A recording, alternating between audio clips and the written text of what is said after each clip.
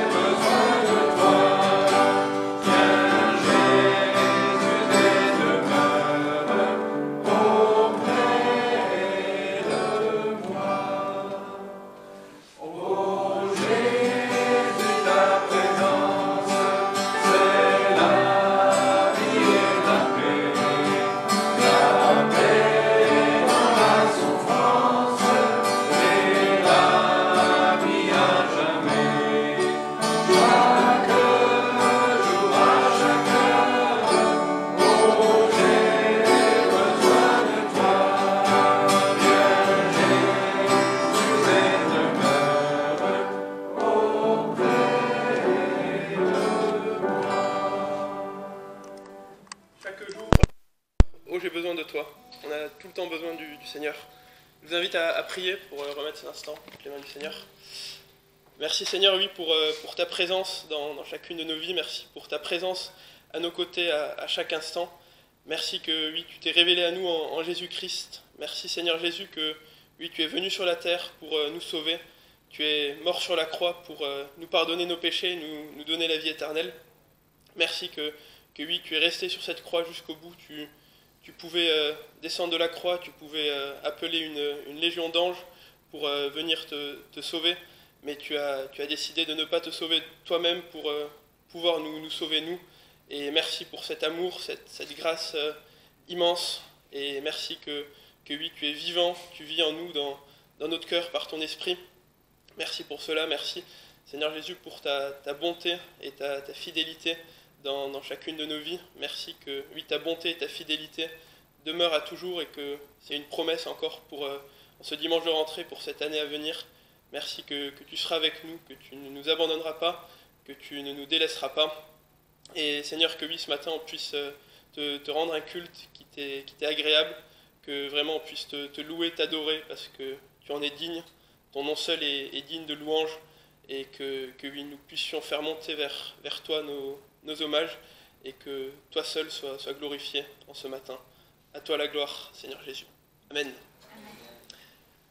Donc je vous invite à vous rasseoir, et on va prendre un deuxième cantique, le numéro 314, Saisis ma main craintive. Et donc en ce dimanche de rentrée, peut-être que la rentrée nous fait peur, peut-être qu'on a des craintes, mais comme un petit enfant qui donne la main à son papa, on peut donner la main au Seigneur et on peut avancer plein de confiance envers cette rentrée. Donc le numéro 314, saisis ma main craintive.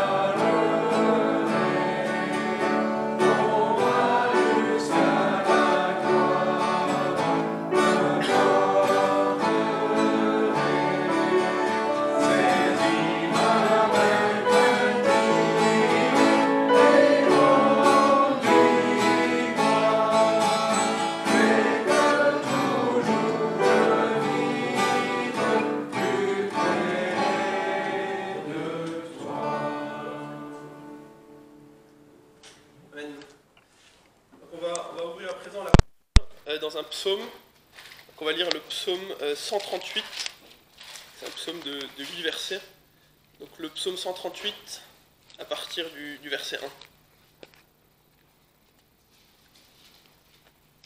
Psaume de David, je te célébrerai de tout mon cœur, je te psalmodierai en la présence de Dieu, je me prosternerai dans le palais de ta sainteté, et je célébrerai ton nom à cause de ta bonté et de ta vérité, car tu as magnifiquement accompli ta parole au-delà de toute ta renommée. Le jour que je t'ai invoqué, tu m'as exaucé, tu m'as délivré, tu as fortifié mon âme. Ô Éternel, tous les rois de la terre te célébreront, quand ils auront entendu les paroles de ta bouche, et ils chanteront les voix de l'Éternel, car la gloire de l'Éternel est grande. Car l'Éternel, qui est haut élevé, voit celui qui est abaissé, et il aperçoit de loin celui qui s'élève. Si je marche au milieu de l'adversité, tu me rendras la vie. Tu étendras ta main contre la colère de mes ennemis, et ta droite me délivrera. L'Éternel achèvera ce qui me concerne. Éternel, ta bonté demeure à toujours. N'abandonne pas l'œuvre de tes mains. Donc ce psaume, c'est mon tonton qui l'avait envoyé, je crois, à Jonathan, Marcus. Il a envoyé l'autre jour à Jonathan, il l'a lu en famille l'autre jour. Donc c'est un psaume de louange, on le voit dans les 2 premiers versets. Les verbes que David il utilise dans les 2 premiers versets, je te célébrerai, je te psalmodierai, je me prosternerai au verset 2, et encore une fois, je célébrerai ton nom au verset 2. Et donc, quelle est la raison de cette louange dans ce psaume ? La raison de la louange, c'est 2 attributs de Dieu au verset 2, d'une part sa bonté, et d'autre part sa vérité. Et il y a d'autres traductions qui disent sa fidélité, c'est vérité dans le sens fidélité. Pourquoi ? Parce que David il a vu concrètement ces 2 attributs de Dieu, en ceci, la suite du verset 2, parce que l'Éternel a magnifiquement accompli sa parole, et au verset 3, Dieu a exaucé la prière de son serviteur David. Donc l'objet vraiment de la louange de David dans ce psaume, c'est que Dieu a accompli sa parole, qu'il a exaucé la prière de David. C'est l'objet vraiment de la louange de David dans ce psaume. Et il y a à la fin du verset 2, il y a cette petite phrase au-delà de toute ta renommée. Et dans la version second, ça allait un peu dans le même sens, mais c'était tourné un peu différemment. Ça disait ta renommée s'est accrue par l'accomplissement de tes promesses. Et j'ai eu une petite réflexion sur ce mot de renommée. La renommée que nous, on peut avoir de Dieu dans notre vie, elle est bien souvent limitée. Et des exaucements de prière comme ça, c'est des choses qui nous permettent de mieux nous émerveiller de qui est Dieu, de mieux prendre conscience de qui il est, de tous ses attributs. Et tout au long de notre vie, on n'aura jamais une renommée à sa juste valeur de Dieu. Même à la fin de notre vie, on sera jamais assez émerveillé de qui vraiment Dieu est. Et c'est ça que David, il a plus pris conscience de la bonté, de la fidélité de Dieu avec cet exaucement de prière. Et cette renommée, elle est pas seulement pour nous, mais elle est aussi pour ceux autour. Dans le verset 4, tous les rois de la terre te célébreront. On voit que ça va jusqu'au roi de la terre, parce que David lui-même, c'était un roi. Mais pour nous aussi, pour notre entourage, par exemple, au mois de juillet, l'histoire de l'aéroport où j'avais perdu mon porte-monnaie, on était parti courir pour aller chercher. Il y avait Florian, notre ami du groupe de jeunes, qui était là avec nous, et donc lui, il n'est pas chrétien. Quand il a vu vraiment cet exaucement de prière, il a dit, il était complètement bluffé, il a dit waouh, ouais, Dieu, il a vraiment agi là. Il a dit, je crois, ma foi, elle a un peu augmenté. Voilà, il ne s'est pas converti avec ça, mais nos exaucements de prière, ça peut être un témoignage, et ça montre aux gens que Dieu est vraiment réel. Et voilà. Et donc là, ces trois premiers versets, ça nous montre vraiment la louange, la reconnaissance pour les exaucements de prière passés, les exaucements de prière que le Seigneur a déjà fait. Mais on peut regarder la fin de ce psaume, les 2 derniers versets, et ça peut nous donner un encouragement en cette rentrée. Donc les versets 7 et 8. « Si je marche au milieu de l'adversité, tu me rendras la vie, tu étendras ta main contre la colère de mes ennemis, et ta droite me délivrera. L'Éternel achèvera ce qui me concerne. Éternel, ta bonté demeure à toujours. N'abandonne pas l'œuvre de tes mains. » Et donc, en ce dimanche de rentrée, la rentrée qui est devant nous, ce psaume ne nous dit pas qu'on n'aura pas d'adversité du tout, mais on a cette promesse que si je marche au milieu de l'adversité, si on est au milieu de la détresse, au milieu d'une épreuve, on a cette promesse, tu me rendras la vie, et ta droite me délivrera. Et comme Paul une fois il a dit quelque chose du style accablé mais non désespéré, voilà. Ça, le Seigneur il permettra qu'on soit dans l'épreuve, mais pas au-delà de nos forces, il permettra qu'on puisse la supporter. Et on peut justement s'appuyer sur ces exaucements de prière que le Seigneur a fait dans le passé pour pouvoir dire avec foi que le Seigneur il en accomplira aussi dans le futur, et en particulier dans l'année à venir, dans l'année qui est devant nous. Et on peut dire avec foi ce verset 8, « L'Éternel achèvera ce qui me concerne ». Et dedans, on peut y mettre tous les défis qui sont devant nous, tout ce qui nous fait du souci, tous les projets qui sont devant nous. L'Éternel, il a un plan pour chacune de notre vie, et il va pas l'abandonner, parce que c'est son œuvre. N'abandonne pas l'œuvre de tes mains. Le Seigneur, il va pas abandonner le plan qu'il a pour notre vie, parce que c'est son œuvre. Et cette petite phrase au milieu, « Éternel, ta bonté demeure à toujours ». J'avais parlé au début de la bonté et de la fidélité de Dieu. On peut lire juste à ce propos le verset 2 du psaume 117. Le psaume 117, le verset 2. « Car sa bonté est grande envers nous, et la fidélité de l'Éternel demeure à toujours. Louez l'Éternel. » Donc dans le verset du psaume 138, c'était « Éternel, ta bonté demeure à toujours ». Et ici, c'est « la fidélité de l'Éternel demeure à toujours ». Donc on peut prendre ça aussi pour une promesse en cette rentrée, que la bonté et la fidélité de Dieu demeurent à toujours, et en particulier pour cette année qui est devant nous. Et c'est ce qu'on va chanter dans les 2 prochains chants. Mon Dieu est si bon là maintenant, et ensuite avant le message on va chanter Dieu ta fidélité. Donc je vous invite à prendre le numéro 339, Mon Dieu est si bon.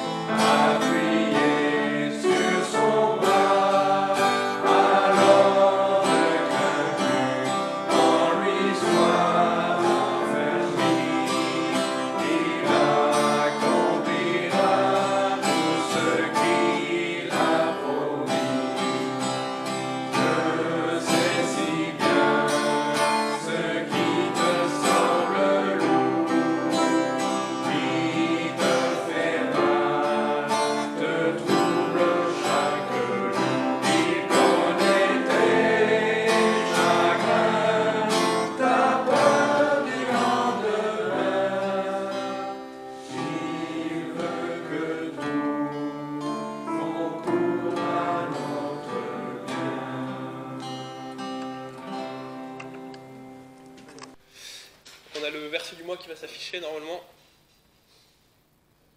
Ouais. Je vais demander à Aaron si tu veux le lire.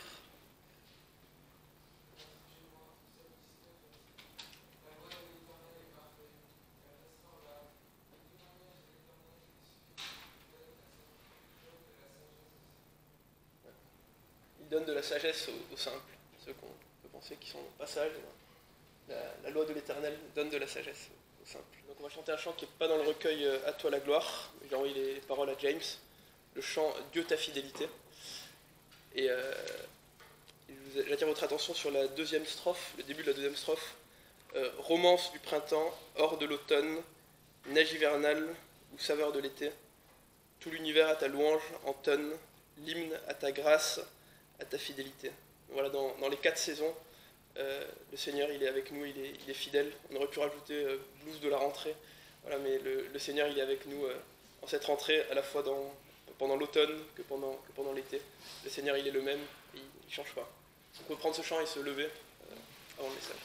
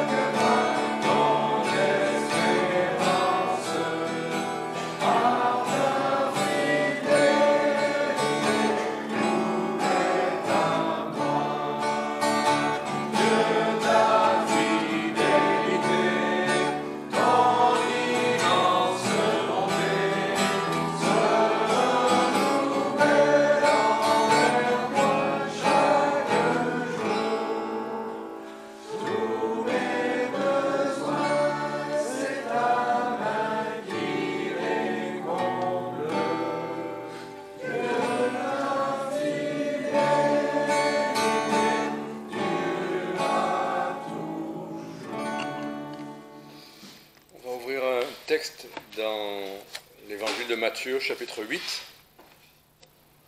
Matthieu, chapitre 8, à partir du verset 16. Matthieu 8, 16.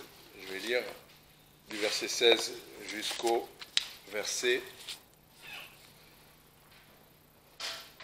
27. 16 à 27. D'abord, je vais prier, puis ensuite on va ouvrir ce texte. Seigneur, nous te remercions des encouragements à nous confier dans ta fidélité, dans ta bonté, et pas en nous-mêmes, en nos forces, en nos résolutions, ou même, comme Pierre le dit, il ne pouvait plus se confier de ce qu'il pensait être son amour pour lui, il pouvait simplement se confier dans l'amour du Seigneur à son égard, et tout en disant « Tu sais, Seigneur, que je t'aime ». Alors, Seigneur, bénis ce texte qui nous amène là où tu veux que l'on soit, que l'on entende ce qu'on doit entendre et que l'on croit ce que l'on doit croire, et peut-être aussi mettre en pratique ce que tu nous demandes. En Jésus-Christ, et pour ta gloire. Amen. Verset 16, donc, sur le soir, on lui présenta plusieurs démoniaques, dont il chassa les mauvais esprits par sa parole. Il guérit aussi tous ceux qui étaient malades, afin que s'accomplît ce qui avait été dit par Ésaïe le prophète en ces termes, « Il a pris nos langueurs et il s'est chargé de nos maladies. » Or, Jésus, voyant une grande foule de peuple autour de lui, ordonna qu'on passât à l'autre bord du lac. Alors un scribe, s'étant approché, lui dit, « Maître, je te suivrai partout où tu iras. » Et Jésus lui dit, « Les renards ont des tanières, les oiseaux de l'air des nids, mais le Fils de l'homme n'a pas où reposer sa tête. » Et un autre de ses disciples lui dit, « Seigneur, permets que j'aille auparavant ensevelir mon Père. » Mais Jésus lui dit, « Suis-moi, et laisse les morts ensevelir les morts. » Ensuite, il entra dans la barque, et ses disciples le suivirent. Et il s'éleva tout à coup une grande tourmente sur la mer, en sorte que la barque était couverte par les flots, mais il dormait. Et ses disciples, s'approchant, le réveillèrent et lui dirent, « Seigneur, sauve-nous, nous périssons !» Et il leur dit, « Pourquoi avez-vous peur, gens de petite foi ?» Et s'étant levé, il parla avec autorité au vent et à la mer, et il se fit un grand calme. Et ces gens-là furent dans l'admiration, et ils disaient, « Mais quel est cet homme à qui les vents même et la mer obéissent ?» Voilà, je ne sais pas si vous avez remarqué, mais il y a au moins 2 occasions où il est question de suivre le Seigneur, là. Il y a un premier qui vient, lui, spontanément, un scribe, et qui lui dit « Oh, je te suivrai partout ». Et à celui-là, le Seigneur va répondre quelque chose, et un autre qui ne dit pas « je te suivrai », et Jésus lui dit à lui « suis-moi ». Alors, ça sera un peu le thème « suivre le Seigneur ». Suis-moi, je te suivrai, on verra ce qu'il en est. On va voir que pour suivre le Seigneur pose certaines conditions. Alors bien sûr, on peut considérer que suivre le Seigneur, ça veut dire l'appel à partir en mission, mais ça peut être simplement marcher avec le Seigneur au quotidien, dans tout ce qu'il nous demandera, quelles que soient ses directions. On n'a pas tous les mêmes directions, on n'a pas tous les mêmes dons, on n'a pas tous les mêmes appels, mais on est tous, en tant que chrétiens, appelés à le suivre. Le suivre, c'est faire ce qu'il nous demande, simplement, et marcher avec lui. Alors, au début de ce texte, il y a quelque chose que j'aurais pu sauter, mais à la fois, ça nous dit quelque chose qui est quand même s'inscrit dans l'idée de suivre le Seigneur. Voilà, on lui présentait des démoniaques, des mauvais esprits, il les guérissait, il guérissait tous ceux qui étaient malades. Et c'est intéressant, verset 17, « Afin que s'accomplit ce qui avait été dit par Ésaïe le prophète en ces termes, « Il a pris nos langueurs et il s'est chargé de nos maladies. » Alors vous le savez, ce verset, ça vient du prophète Ésaïe, Ésaïe 53. Et on peut comprendre ce verset de travers. On peut le comprendre de travers, et ça c'est intéressant parce que c'est pour ça que je vais quand même en parler, même si on va dire, mais c'est pas vraiment dans le sujet c'est suivre le Seigneur, quel rapport il y a avec la guérison, et il a pris nos langueurs, ça a un rapport, on verra en conclusion, ça a un rapport dans ce qu'on doit attendre du fait de marcher avec le Seigneur. Voilà. Marcher avec le Seigneur, j'ai entendu dans certains endroits, si on fait ça, alors le Seigneur nous bénit. Si on donne la dîme ou si on donne généreusement au Seigneur, alors nous aussi en retour on va être prospères. C'est l'évangile de la prospérité. Si on fait tout ce qu'il nous dit, on n'aura pas de problème. Si on fait ce qu'il attend de nous, si on croit dans ce qu'il a dit, on sera par exemple pas malade, puisque là le Seigneur dit, il prend nos maladies, il prend nos langueurs. Donc s'il les a prises, qu'est-ce que ça veut dire? Est-ce que ça veut dire qu'il les a prises à la croix? Est-ce que c'est ça que dit le texte? Ça c'était avant la croix. C'était avant que la croix s'accomplisse. Et ce texte dont il est question, si on y revient, on va voir Ésaïe 53, on va voir quelque chose d'important. Oui, c'est écrit, là, le verset tel qu'il est cité, qu'il a pris nos langueurs ou nos douleurs et nos maladies, le Seigneur l'a bien dit. Donc tout ce qu'il dit est vrai.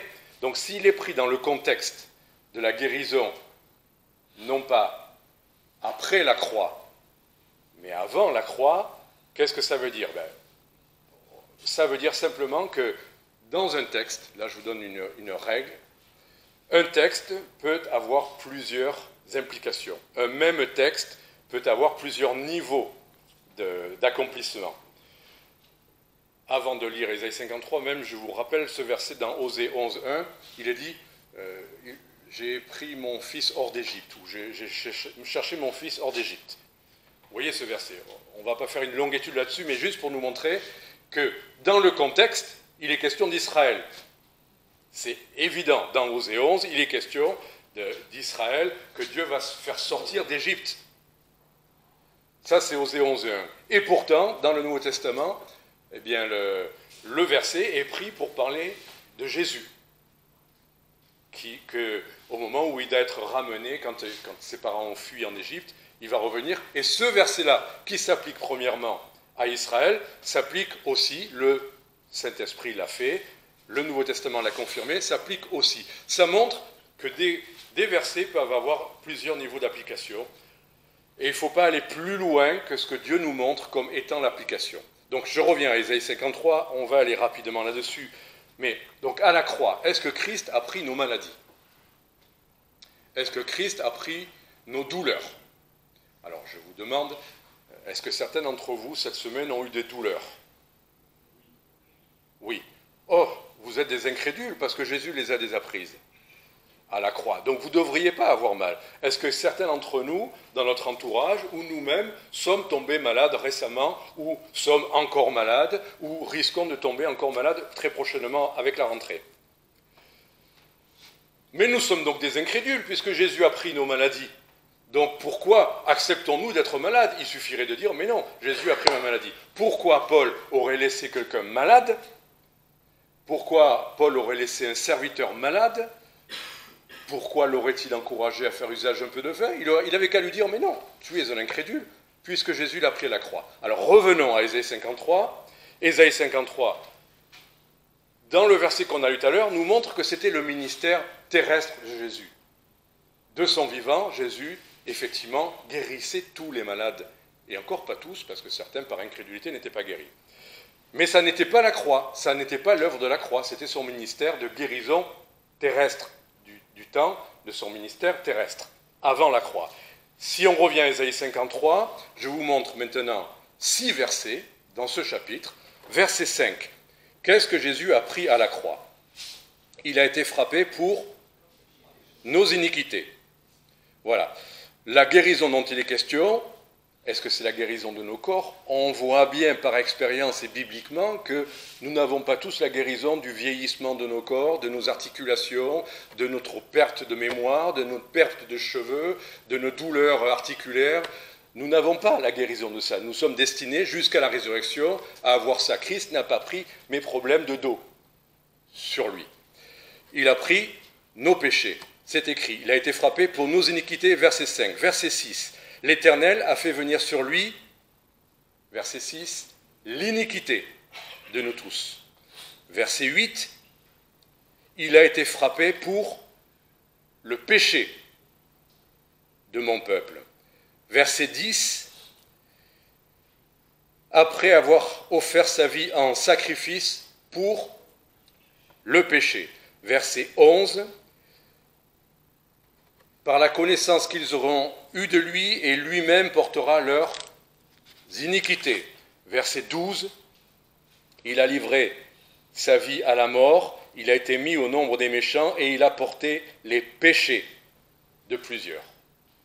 Voilà. On a dans le chapitre d'Ésaïe 53 qui est cité, 6 versets qui disent clairement que ce que Christ a porté à la croix, son œuvre expiatoire, c'est pour nos péchés. C'est écrit. Et donc la seule fois où il y a cette formule de douleur, maladie, eh bien, quand le Nouveau Testament l'a employé, et on l'a lu tout à l'heure dans Matthieu 8, c'est faire référence à un ministère de guérison terrestre. Donc non, Christ n'a pas pris nos maladies, nous allons jusqu'à la mort avoir des possibilités de guérison. Le Seigneur peut nous guérir, le Seigneur répond à nos prières, le Seigneur, tiens, étonnant, peut utiliser même des médicaments et des médecins. Dieu n'est pas contre les médecins. Donc, abordons cette question-là comme Dieu l'a dit. Aujourd'hui, nous sommes certains, parce que le Seigneur l'a dit 6 fois dans ce chapitre, 6 fois, il a porté nos péchés à la croix. Et la guérison dont il nous parle, c'est la guérison de la condamnation de nos péchés, de la culpabilité, de l'éternité. Nous sommes sauvés. Il a porté nos péchés à la croix. Ça, c'est une assurance, une certitude, et c'est ça auquel on doit s'attacher.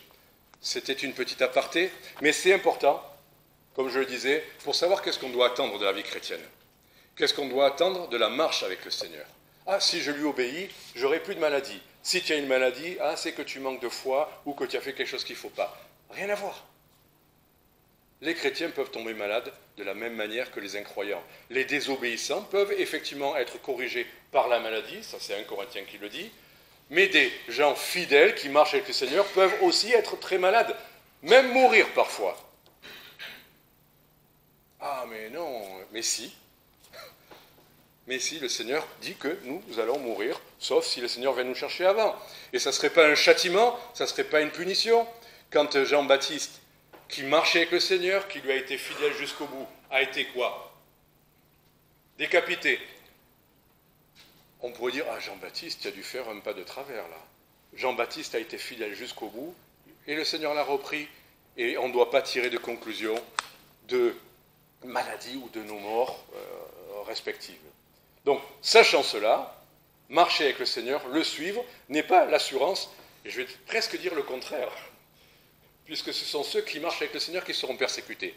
Ça, c'est un verset biblique. Et que certains qui ne marchent pas avec le Seigneur seront tout à fait tranquilles dans leur vie.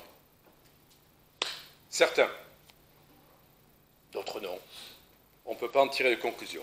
Donc maintenant, revenons plus proche du texte qui parle de le suivre. Donc, revenons à Matthieu 8.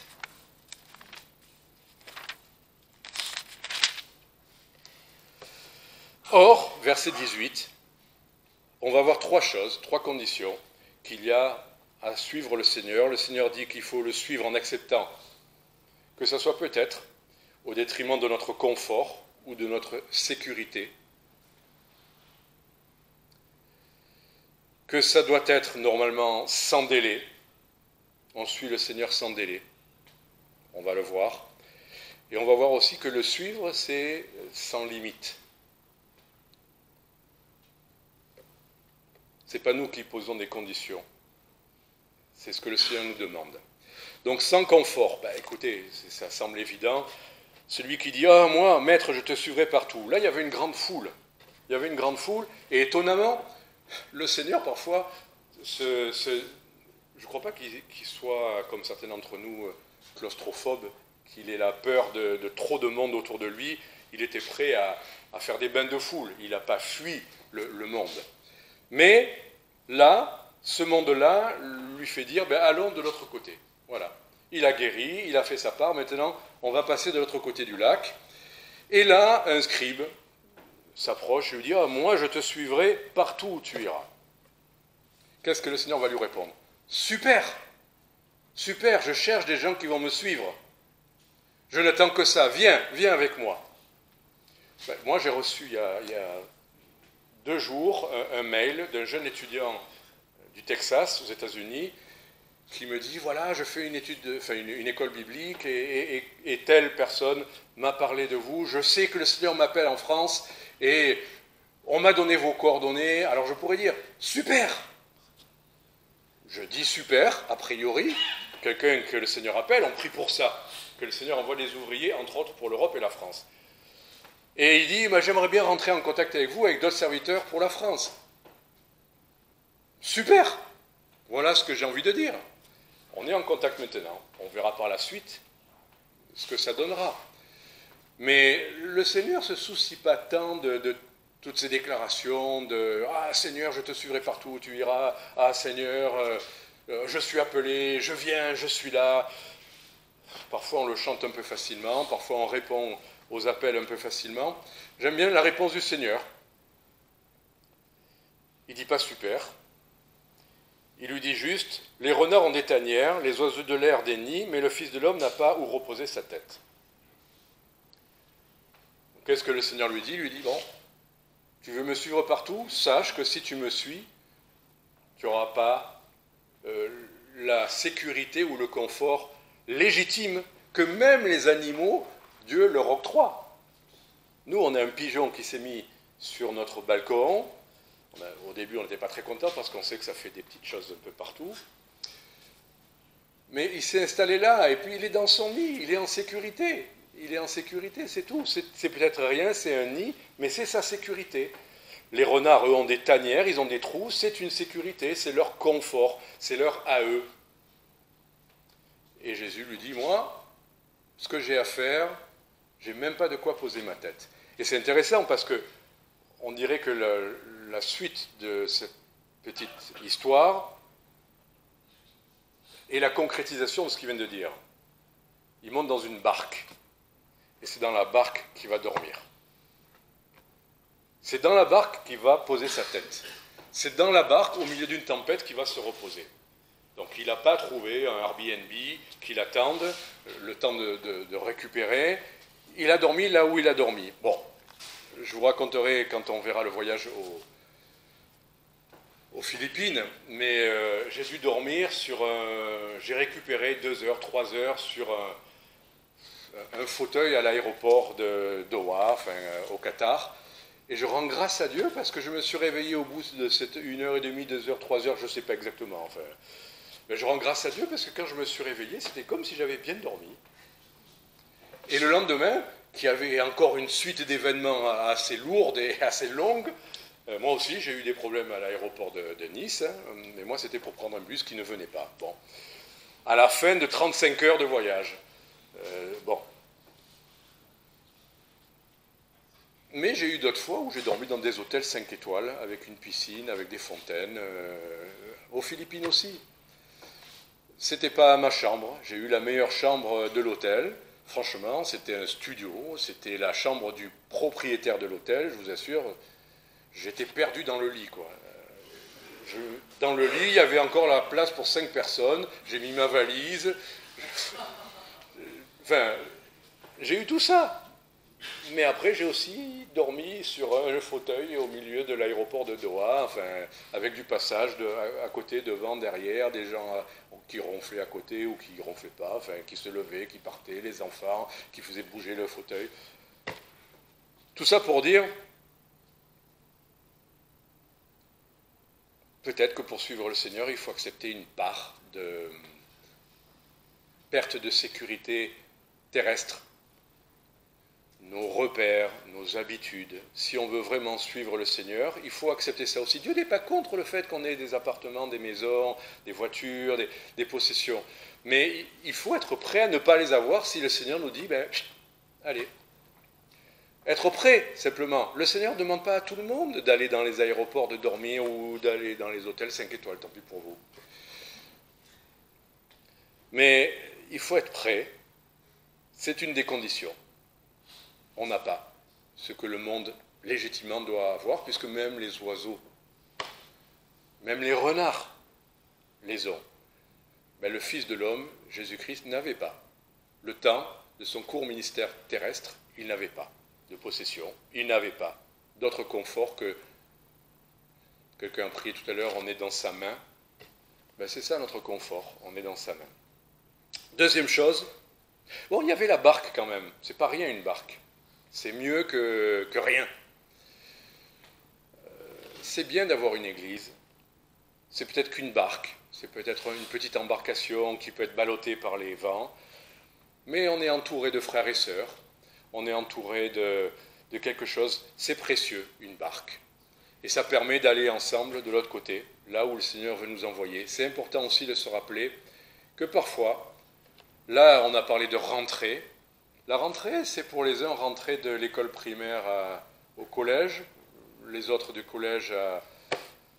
Je ne sais plus comment ça s'appelle maintenant, enfin, le lycée. Oui, parce qu'après maintenant j'ai le côté les Américains qui disent le collège c'est l'université, enfin bon. Ou l'université, oulala, l'entrée dans le monde du travail. On passe de l'autre côté d'un lac. Il faut bien reconnaître que c'est un autre monde, le monde du travail, le monde de... Ben, avec le Seigneur, ça va, c'est tout ce qui compte. Avec le Seigneur. Bon, voilà. Sans délai, pourquoi je dis ça? Verset 21, en voilà un autre. Vous savez que tout ça, ça se passe un peu en aparté, parce qu'ils devaient monter dans la barque, là. Ils s'apprêtaient à partir, et juste à ce moment-là, il y a des gens qui arrivent. Jésus pourrait dire, oh, les gars, je viens de dire, on monte dans la barque. Excusez ma manière de m'exprimer, c'est un peu trivial, un peu marseillais, mais j'ai dit, on monte dans la barque. Et il y a tout plein de gens qui viennent, ah, mais moi, je te suivrai. Et toi, des fois, dans des petits événements, on a des décisions à prendre. Des choses courtes. Ce n'est pas nécessairement sur le long terme. Une petite décision à prendre peut changer énormément de choses. Et là, en l'occurrence, quand Jésus vient, dans ce court intervalle de temps, juste avant de monter dans la barque, ce qui était le projet, ce qui était tracé, ce qui était évident, il y a cette discussion, Jésus qui lui parle, à cet instant-là, une petite parenthèse, dans le temps, il lui dit, toi, suis-moi. Enfin, c'est moi qui dis toi, mais c'est suis-moi.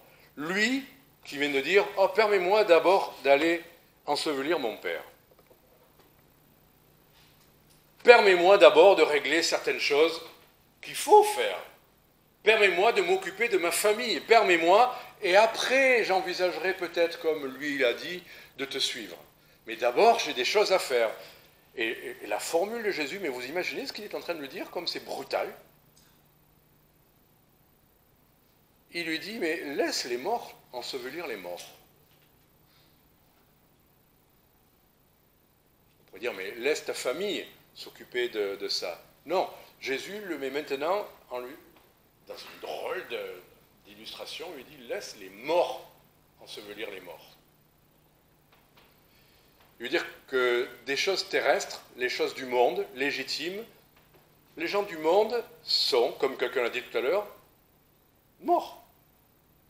Ils ont l'air vivants à s'occuper de toutes ces choses, légitimes, bonnes, gagner sa vie, avoir un métier, se marier, avoir des enfants, construire une vie, peut-être tracer la destinée d'une entreprise ou d'un pays. Le Seigneur dit, laisse les morts ensevelir les morts. C'est-à-dire, laisse les gens qui ne me connaissent pas s'occuper des choses de ceux qui ne me connaissent pas. Suivre le Seigneur, c'est s'occuper de la vie. Alors, il y a un téléphone, je ne sais pas qui il est, c'est pas le mien puisque... Hein? Mais oui, c'est les haut-parleurs qui le font, mais parce qu'il y a un téléphone qui reçoit une impulsion, pas loin d'une... Enfin, peu importe. Laisse les morts ensevelir les morts, c'est-à-dire obéis-moi sans délai. Il n'y a rien qui est prioritaire au fait d'annoncer la vie. Ce qui semble une évidence, il faut faire ça, et on a ça à faire d'abord, tout le monde le fait, et on doit le faire raisonnablement.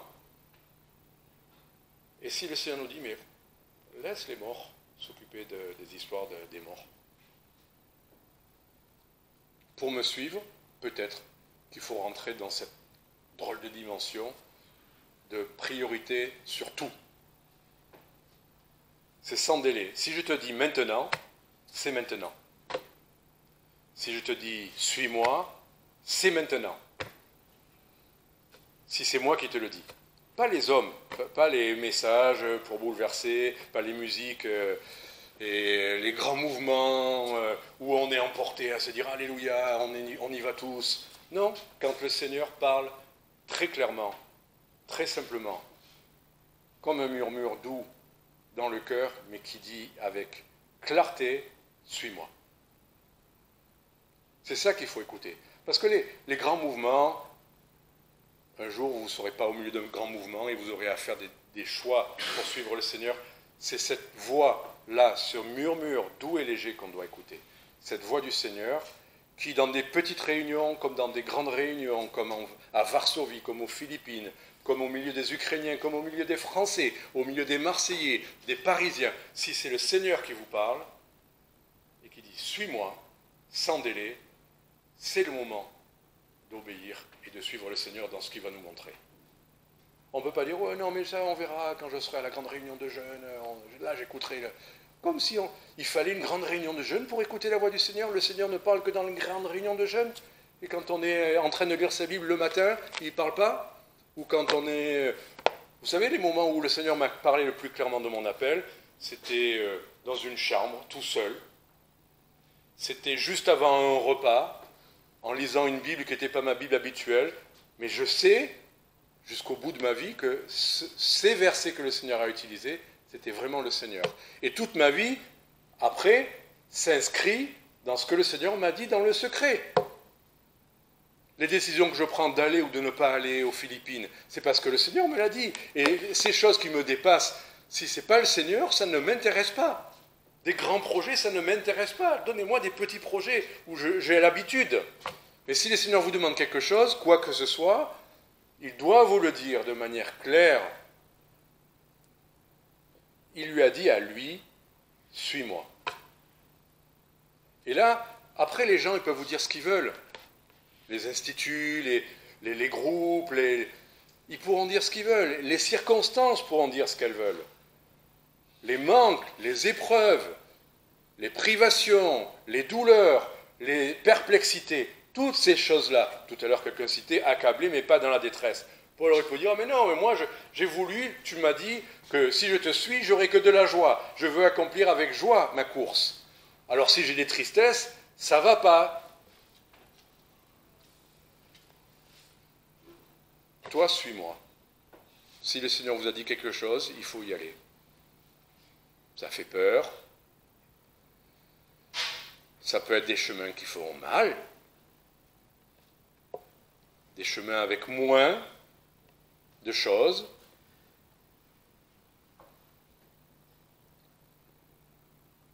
Mais il n'y a rien de plus solide. Nul ne vous ravira de ma main.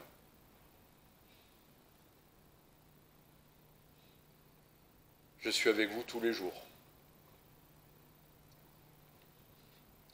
Et ça nous amène au dernier point. J'ai dit sans limite. Alors on dirait que sans limite, c'est un appel à dire, voilà, quoi que le Seigneur vous demande. Et là, on va chercher des choses dures, des choses douloureuses, partir, tout quitter, quitter sa famille, et aller dans un endroit où il y a la maladie, où on risque d'être arrêté tout de suite, et on va sans limite. Il faut être prêt à tout. La plupart des gens n'ont pas à partir. Regardez dans les épîtres, regardez les lettres aux églises. Les églises ne se sont pas vidées à l'appel au service et à la mission.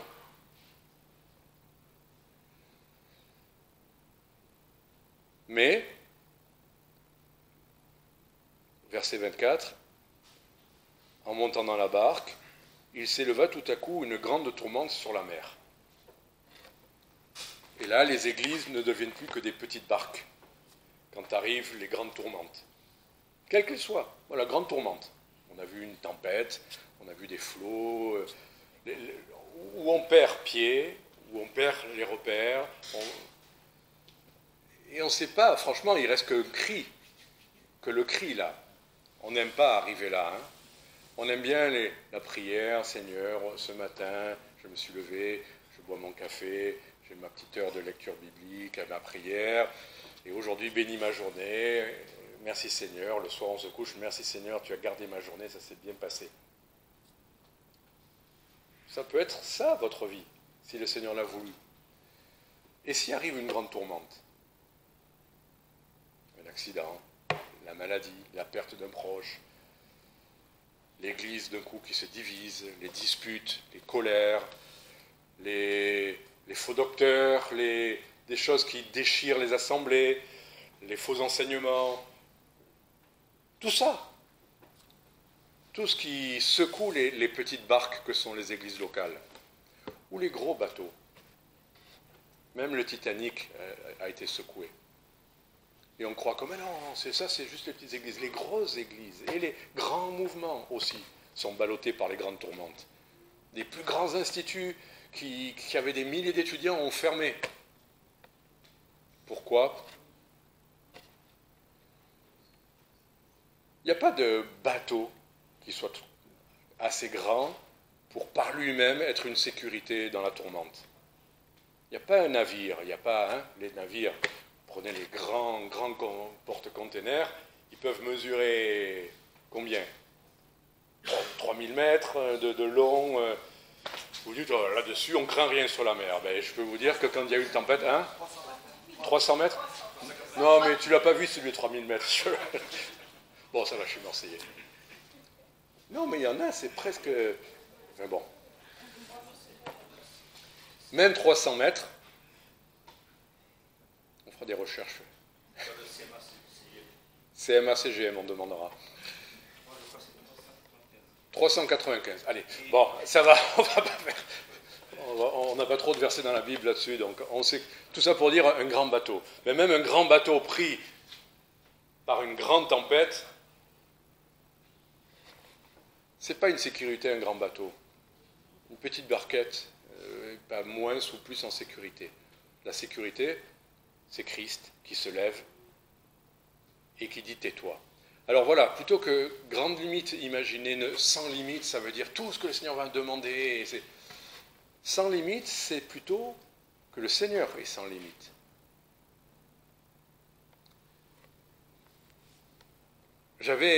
Par rapport à certains projets aux Philippines, franchement j'étais inquiet. Les frères, à la fin du séjour, avaient organisé le 13e anniversaire de la prière pour Israël. Et ils me parlaient du projet, ils m'ont montré l'endroit qu'ils ont. Si vous saviez, l'église qui a organisé ça, c'est une église à Manille, qui est dans un quartier les plus pauvres de Manille. Les gens qui composent cette église sont pauvres. Et eux, ils organisent quelque chose dans un hôtel 5 étoiles. Ils ont réservé une salle qui est 10 fois cette salle-là. Une salle qui est faite normalement pour les mariages les plus luxueux qui existent. Avec rien qu'à l'entrée pour accueillir les gens, des petits endroits pour les gens qui arrivent, qui puissent grignoter un peu, pour 300 personnes, pour l'ambassadeur d'Israël qui va venir, Et moi je m'inquiétais, je disais aux frères, mais comment vous faites financièrement? Enfin, il me dit, t'inquiète, c'est pas... Il était un peu, je sais pas vexé, mais il voulait pas trop me dire. Je dis, mais... excuse-moi, mais juste, je m'inquiète un peu parce que comment vous faites ça, quoi? Il dit, l'Éternel pourvoit. Alors je dis, il a pourvu ou il va pourvoir? Alors il a fini par me dire, bon, il a pourvu. En fait, c'était que la fille qui gérait cet hôtel est chrétienne et fille de quelqu'un qui a été dans leur église autrefois. Et elle a mis à disposition la salle gratuitement. Donc, il n'avait qu'à payer la nourriture pour 300 personnes. Et là, je vous dis, rien que la nourriture, nous, on n'aurait pas les moyens avec toutes nos économies cumulées.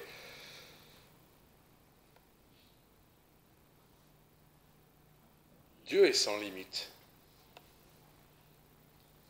Et c'est de ça dont il faut se souvenir quand on le suit. Plus il demande, plus il donne.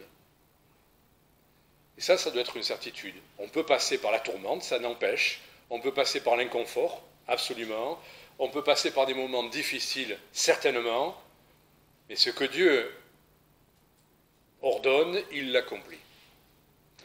Voilà. C'est ce que je voulais dire. Et au final, de tout ça, le Seigneur est glorifié. Ce n'est pas l'Église de Magny qui est glorifiée, ce n'est pas le frère qui est à l'origine de l'organisation de tout ça qui est glorifié, même si moi je suis impressionné par tout ça. Mais je suis impressionné par celui qui fait taire les typhons, parce qu'il y avait un typhon la veille de mon arrivée, et il y a eu des inondations le lendemain de mon départ, que cette salle, il fallait, à la dernière minute, il fallait déclarer ça à la police pour qu'ils envoient des policiers, parce que quand c'est pour Israël, il faut absolument une sécurité policière. Et tout ça, ça se faisait à la dernière seconde. Mais le Seigneur a tout pris en charge, tout pris en charge. Et à la fin de tout ça, il n'y avait que la joie et gloire à Dieu. Et on se dit, quel est celui-ci à qui les vents même et la mer obéissent? Et la mer, et l'épreuve, et la tourmente, et les difficultés, et les épreuves. Quelqu'un dit tout le temps, Dieu est au contrôle, mais Jésus-Christ est au contrôle. Donc voilà, suivre le Seigneur, c'est pas être exempt d'épreuves, de tourmentes, de tempêtes, de douleurs. Au sein de ces choses-là, le Seigneur est là. Donc le Seigneur, quand il nous dit oui, suis-moi. Suis-moi, ça veut dire oui, je dois obéir, sans délai. Mon premier point, c'était quoi? Suis-moi, ça veut dire... Non, ça c'est le deuxième point. Ah oui, sans les sécurités et le confort légitimes, terrestres. Notre sécurité, notre confort, c'est lui. Et sans limite, parce qu'il peut tout faire. Que le Seigneur vous bénisse. Et suivons-le. S'il nous montre quelque chose, s'il nous dit quelque chose, suivons-le. Bien sûr, on peut avoir peur dans la tempête. Qui s'engage dans une tempête sans avoir peur? Qui rentre dans un orage en avion ou en bateau? Ah, super, on va faire les montagnes russes. Pourquoi avez-vous peur, Jean 2? Peu de foi. La question, c'est la foi. La foi pour s'engager dans ce suis-moi. Peut-être sans confort matériel, peut-être sans délai et peut-être sans limite. Que le Seigneur vous bénisse. Merci Didier, merci Seigneur pour ce message qui nous appelle à le suivre, à suivre le Seigneur sans condition. Et donc on va chanter le chant numéro 288, « La voix du Seigneur m'appelle ». Et le refrain c'est « Jusqu'au bout, je veux te suivre, dans les bons, les mauvais jours, à toi pour mourir et vivre, à toi Jésus pour toujours ». Et donc on peut se lever pour chanter ce dernier chant.